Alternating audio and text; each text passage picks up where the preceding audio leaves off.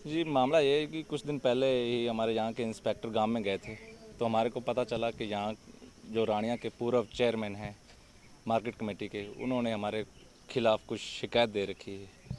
और अभी उस शिकायत का प्रॉपर हमारे को पता नहीं चल पाया कि किस बेस पे करी है वो शिकायत। उसी के तहत आज हमारे को पुलिस ने यहाँ पे बुलाया था और मेरे साथ पूरा गाँव, पूरा यूथ और आसपास के युवा क्लब जितने भी हैं वो मेरे सपोर्ट के लिए यहाँ आए हुए हैं।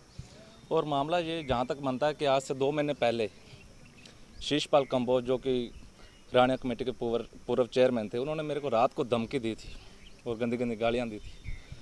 उसके तहत मैंने उसके खिलाफ़ मेरी मल्लिका चौकी में मैंने उसके खिलाफ़ एक शिकायत दी थी।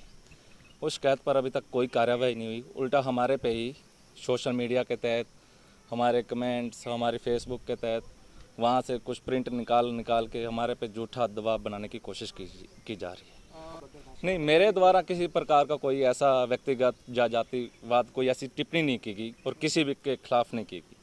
मामला पिछले 5 साल से चल रहा है गांव में हुए करप्शन को लेके। करप्शन का मामला इतना डीपली है कि मैं अपने मुंह से कैसे बयां करूं कि हमने कोई ऐसा रास्ता, ऐसा डोर नहीं खटखटाया कि इतना पैसा आया सरकार की तरफ से, वो चंद लोगों की जेबों में ही भर के रह गया। वो विकास गांव में ना होके लोगों और नेताओं की जेबों में ही रह गया। उस चीज़ को देखते हुए मैंने काफ़ी टाइम से आवाज़ उठा रखी है।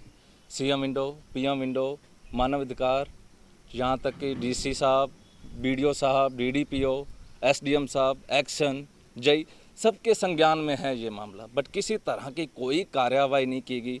यहाँ तक कि हमारे यहाँ के जो पूर्व डीसी साहब थे अशोक गर्ग जी, उन्होंने भी गांव का सर्वा किया था और उन्होंने बोला था कि हाँ, बहुत बड़ा यहाँ जो स्कैम चल रहा है इसके खिलाफ मैं कार्रवाई करूँगा, बट पता नहीं क्या वो कारण रहे जिस वजह से कोई कार्रवाई नहीं।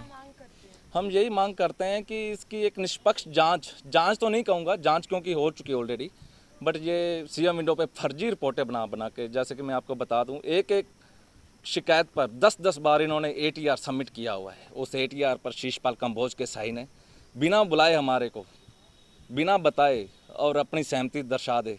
ये एमिनेंट सिटीजन को शोभा नहीं देता और ऐसा नहीं करना चाहिए। जहाँ तक मैं जानता हूँ ये समाज के और जो लोग आवाज़ उठाते हैं उनका शरेआम हनन कर रहे हैं ये लोग। इनके खिलाफ सख्त कार्रवाई होनी चाहिए कि किस तरह से।